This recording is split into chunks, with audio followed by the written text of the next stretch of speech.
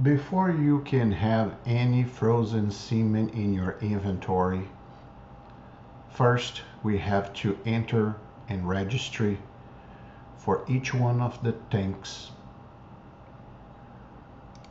in your operation or facility. Go to the Stallion Management Frozen Semen Management and go to the tanks option.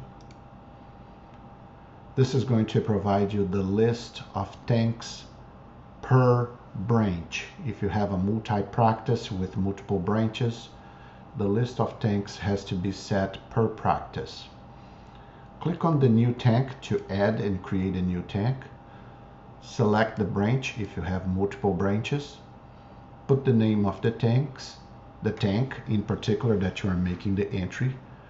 Fill out the form with the detailed information, as more details as possible, and click on the Save button.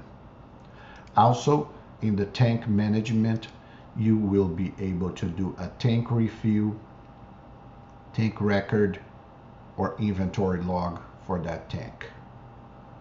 Tank refill is going to keep a record of every time the tank is refilled, so you can measure which tanks are consuming more liquid nitrogens than others and the efficiency of your tanks.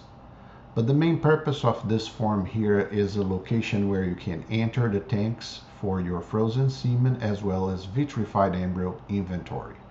So today you've learned how to maintain and add new tanks for the Stallion and mare management. On the Stallion side is going to be frozen semen, and on the mare management, vitrified embryos are going to use exactly the same tank for management. So this is the lesson about tanks in WISE option. Thanks for watching.